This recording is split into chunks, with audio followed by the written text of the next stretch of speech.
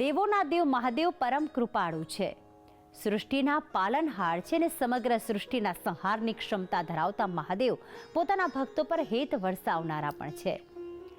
શિવજીના 12 જ્યોતિર્લિંગમાંનું પ્રથમ જ્યોતિર્લિંગ એ સોમનાથ મહાદેવ ગુજરાતના સૌરાષ્ટ્રમાં સ્થિત છે. પરંતુ આપને જાણીને નવાઈ લાગશે કે રાજસ્થાનના ડુંગરપુરમાં પણ મહાદેવના આવા જ કલ્યાણકારી સ્વરૂપના દર્શન ભક્તોને થાય છે.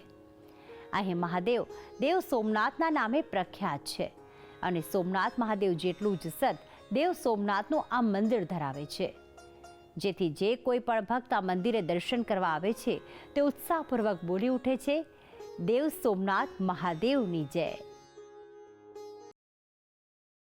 દેવાદિદેવ મહાદેવના 12 જ્યોતિર્લિંગોમાંનું એક સોમનાથ મહાદેવ ગુજરાતના સૌરાષ્ટ્રમાં આવેલું છે. પરંતુ રાજસ્થાનના ડુંગરપુરમાં પણ દેવાદિદેવ મહાદેવનું આબેહૂબ સોમનાથ મહાદેવ જેવું જ મંદિર સ્થિત છે, જેને સ્થાનિકો દેવ સોમનાથ મહાદેવ તરીકે ઓળખે છે.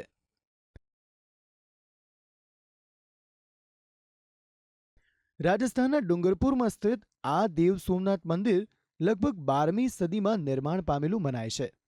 આ મંદિર માલવા શૈલીમાં બનાવાયેલું છે. આ મંદિર 75 જેટલા વિશાળ સ્તંભો પર સ્થિત છે.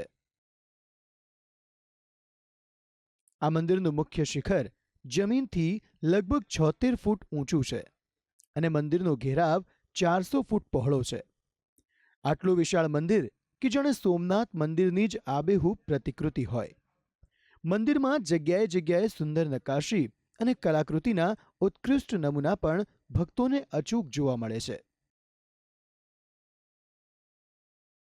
મંદિરમાં દેવ સોમનાથના દર્શન કરવા માટે 5 દાદરા નીચે ઉતરીને તેના મુખ્ય ગર્ભગૃહમાં જવું પડે છે, જ્યાં ભક્તોને દર્શન થાય છે મહાદેવના લિંગ સ્વરૂપના, જ્યાં ભક્તો પોતાની માનતા માંગીને પ્રાપ્ત કરે છે શિવજીના આશીર્વાદ.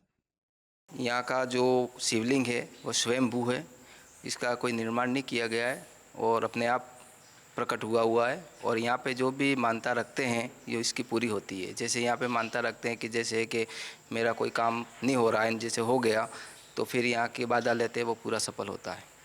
મંદિરના પૂજારીનું કહેવું છે કે અહીં 2 શિવલિંગના ભક્તોને દર્શન થાય છે. એક સ્વયંભૂ સ્ફટિકથી નિર્માણ પામેલું લિંગ અને એક રુદ્રાક્ષ રૂપી પથ્થરમાંથી નિર્માણ પામેલું લિંગ. અને સ્ફટિકથી નિર્માણ પામેલું લિંગ તે સ્વયં પોતાનો આકાર વધારી રહ્યું છે, જે જોઈને અહીં ભક્તો આશ્ચર્યચકિત થઈ જાય છે.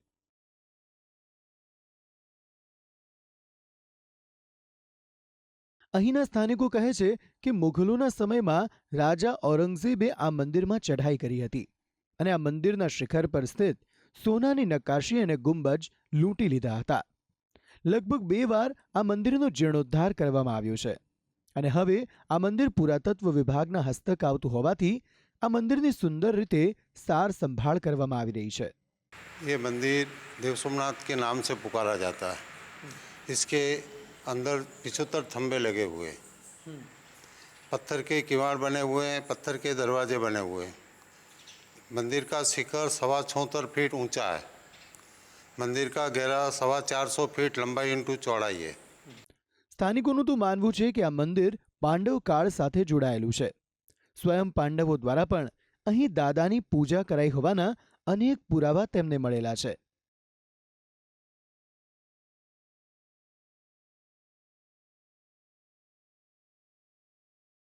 આ મંદિર આમ તો સુંદર આરસના પથ્થરોથી બનાવાયેલું છે, જે ઉદયપુરના બરોડા ગામેથી લાવવામાં આવ્યા હતા.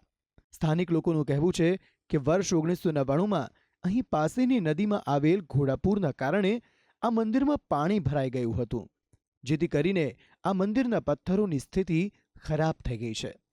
સ્થાનિકોનું માનવું છે કે આ મંદિર લોકોની મનોકામના પૂરું કરનારું છે અને જે ભક્તોની મનોકામના પૂર્ણ થાય છે તે યથાશક્તિ અહીં અનાજનું દાન કરીને સદાશિવના આશીર્વાદ પ્રાપ્ત કરે છે.